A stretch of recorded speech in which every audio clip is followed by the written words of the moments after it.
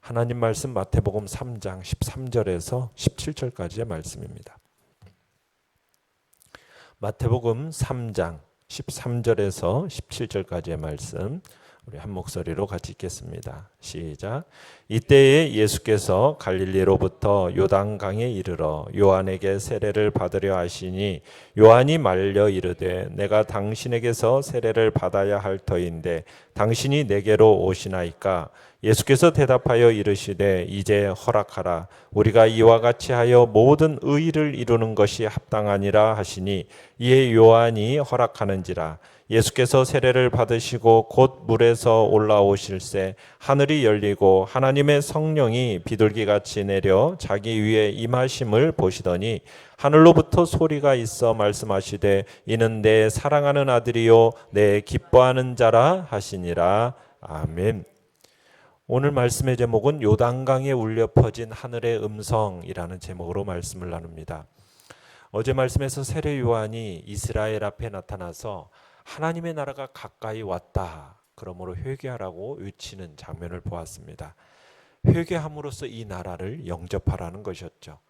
그 외침과 함께 많은 사람들이 세례 요한에게 나아왔고 그 전하는 복음을 듣고 자기의 죄를 자복하고 회개하면서 물로 세례를 받았고 죄사함의 은혜를 경험하는 것을 보게 됩니다.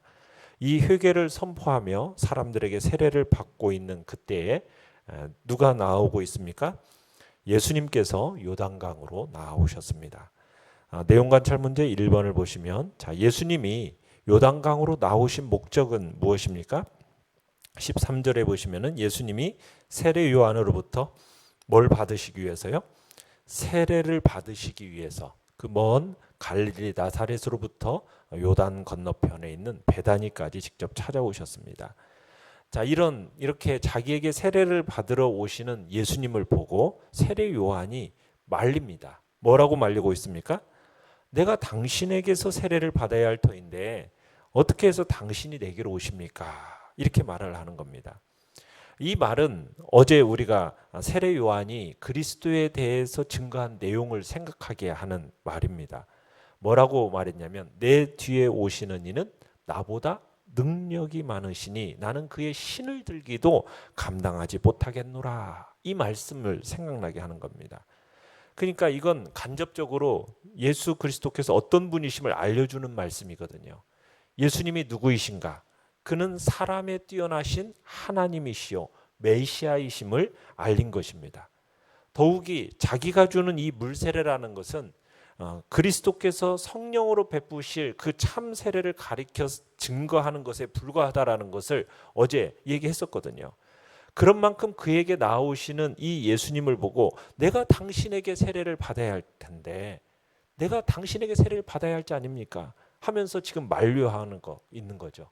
이건 참 어떻게 보면 매우 자연스러운 일이라 할 수 있겠습니다. 내용관찰문제 2번을 보시면 예수님이 세례를 받으실 때 일어난 일은 무엇입니까? 16절 17절에 보시면 예수 그리스도께서 세례를 받고 물에 올라올 때 어떤 일이 일어납니까? 하늘문이 열립니다. 그러니까 아담의 범죄 이후에 닫혀 있었던 이 하늘문이 딱 열리면서 그 하늘문을 통해서 뭐가 임하고 계십니까? 성령님이 비둘기의 형체로 예수님 위에 임하시는 장면입니다. 그러면서 계속해서 하늘에서 음성이 들리죠? 뭐라고 음성이 들렸습니까? 이는 내 사랑하는 아들이요 내 기뻐하는 자라. 이렇게 말합니다. 그러니까 세례를 받고 물에서 올라올 때 뭐가 임했다고요? 성령이 임하셨어요. 자, 이것은 뭘 상징하는 거냐면 세례를 받고 물에 올라온다라는 것은 예수님의 부활을 상징하는 겁니다. 그 부활과 뭐가 연결되어지는 겁니까? 성령의 강림이 연결되어지는 거예요. 그러니까 주님의 부활과 성령의 강림이 뗄 수 없이 연결되어져 있음을 보여주는 겁니다.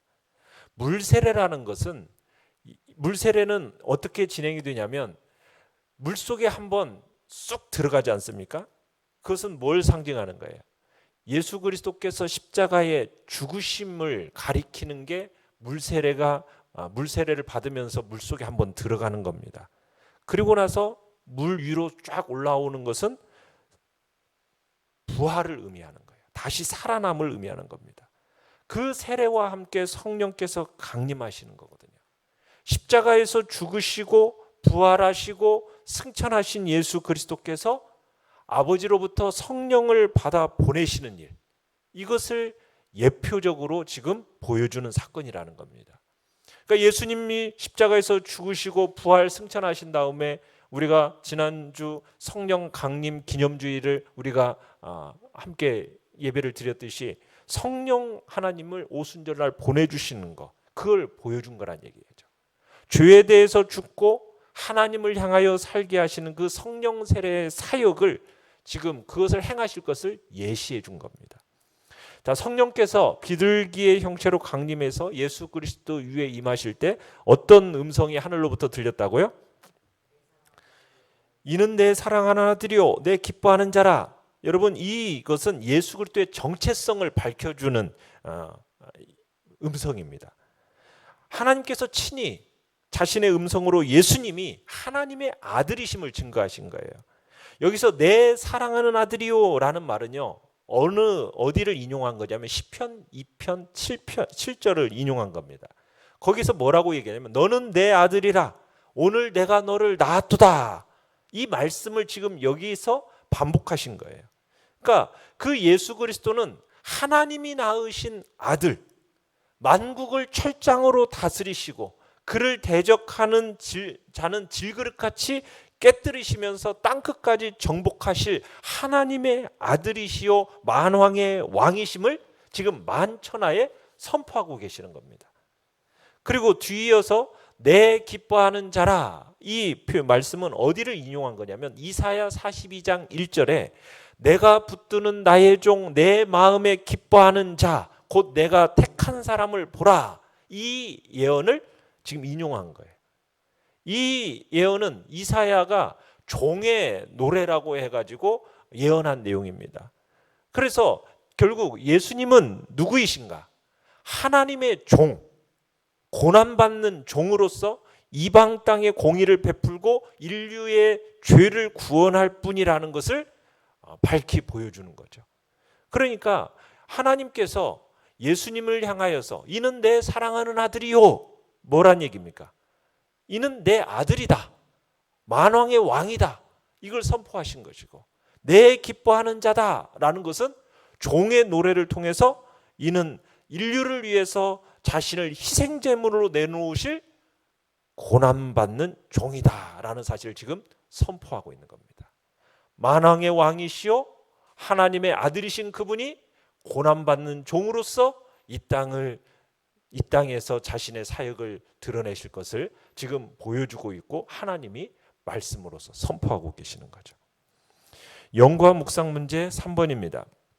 예수님이 세례 요한에게 친히 세례를 받으신 이유는 무엇이겠습니까? 15절에 가보시면 예수님께서 세례 요한에게 친히 세례를 받으신 이유는 예수님께서 이스라엘과 하나가 되어서 그들의 죄를 지셔야 했기 때문에 지금 세례를 받으시는 거예요. 세례 요한은 세례를 주려고 했습니까? 안 주려고 했어요? 아니, 만류했어요. 그에 대해서 예수님이 뭐라고 지금 답변을 하셨어요? 이제 허락하라. 우리가 이와 같이 하여 모든 의를 이루는 것이 합당하니라. 그러니까 요한이 주는 이 물세례라는 것은 죄사함을 위한 회개 세례거든요.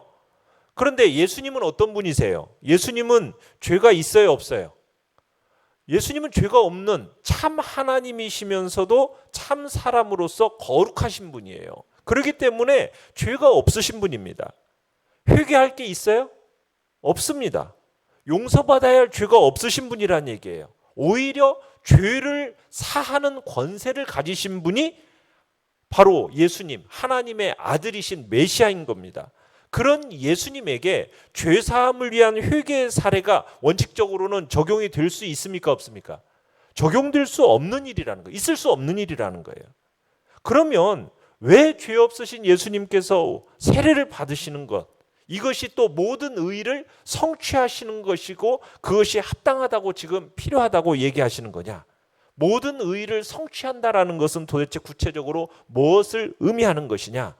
그것은 예수님은 죄인이 아니시고 고백할 죄는 없으셨어요. 그러나 이스라엘과 하나가 되어서 그들의 죄를 지시기 위해서는 이스라엘과 똑같이 자신을 죄인의 자리에 두셔야만 했던 겁니다. 그리고 이스라엘의 죽음을 상징하는 물속으로 자신이 들어가셔야만 했다라는 얘기예요.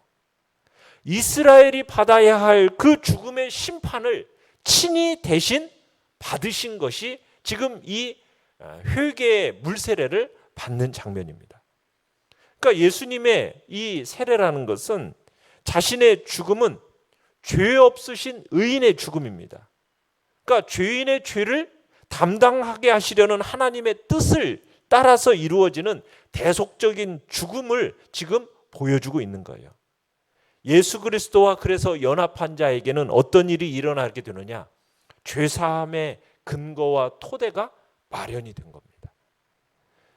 여러분, 우리가 세례를 받는다라는 것은 예수님과 내가 어떻게 되어서 하나가 되어서 연합되어서, 그죠? 내가 물속에 한번 잠겨진 무로 내가 예수님과 함께 어떻게 되는 거예요? 죽는 겁니다. 동시에 물속에서 일어나는 것은 내가 예수님과 함께 어떻게 되는 거예요? 다시 살아나는 거예요. 그래서 예수님은 모든 세대 모든 신자들을 대표해서 지금 세례를 받으신 겁니다.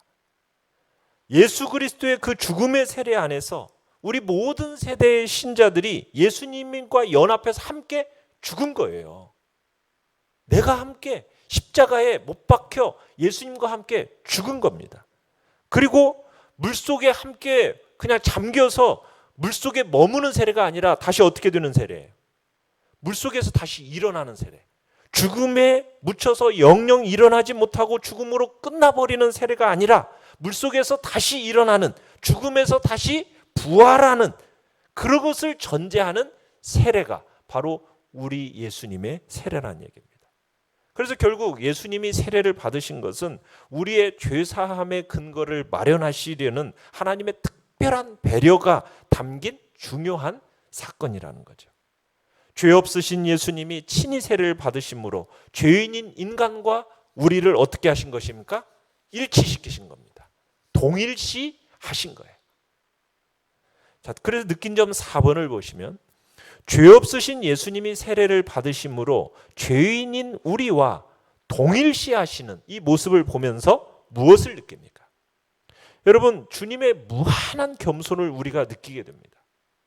우리 인간은 본래 죄와 사망의 늪에 빠져가지고 한평생을 허우적거리다가 결국 죽을 수밖에 없는 불쌍한 존재가 우리 인간입니다. 그런 인간을 구원하고자 이 땅에 우리 주님이 오신 거예요. 이 구원이라는 것을 놓고 이 세상에 수많은 종교가 있고 철학이 있지 않습니까? 이들 종교나 철학 가운데 어느 것도 죄와 사망의 늪에 빠진 인간을 구원하기 위해서 직접 뛰어든 종교는 없어요. 그죠? 어떤 사람들은 각 종교를 이렇게 비유했어요. 한 사람이 지금 급류에 빠져서 막 허우적거리고 있어요. 그 모습을 보고 공자는 이렇게 했대요. 왜 그 물에 빠졌는가? 물에 빠진 사람을 책망했다라는 거예요. 석가는 뭐라고 얘기했느냐? 스스로 알아서 나와라! 소리쳤다라는 겁니다. 마호메트는 인샬라, 알라의 뜻대로 하면서 중얼거리면서 옆에 앉아 있었다라는 거예요. 그런데 갑자기 한 사람이 물속에 뛰어들더니 그 사람의 손을 붙잡아서 물 밖으로 끌어냈다. 그 앞에 세 사람이 놀라 쳐다보니 그가 누구였더라? 예수 그리스도셨다. 이렇게 죄와 사망의 늪에 빠져서 허우적거리고 있는 인간을 구원하기 위해서 직접 그 더러운 늪에 들어가서 우리를 건져내신 분이 누구이시라고요? 예수 그리스도. 그분밖에 없는 겁니다. 한 분뿐이신 거예요. 우리가 참 남을 돕기 위해서 자신을 내어놓는다라는 것은요, 참 어려운 결단을 요구하지 않습니까? 특별히 정말 원수 같은, 나를 해친 원수를 향해서 그런 일을 한다라는 것은 불가능에 가까운 거예요. 그런데 예수님은 우리가 아직 원수 되었을 때, 그죠? 원수된 존재했을 때 우리의 구원을 위해서 그 영광스러운 하늘 보좌를 버리시고 이 땅에 찾아오신 겁니다. 만왕의 왕이신 그분이 고난받는 종으로서 그 종의 형체를 입고 이 땅에 오신 거예요. 죄 없으신 분이 회개의 세례를 직접 자기가 받으신 겁니다. 선을 행하시면서도 하나님의 저주를 우리를 대신해서 받으신 거예요. 이처럼 예수님은 우리를 구원하기 위해서 철저하게 우리와 동일한 모습이 되셨습니다.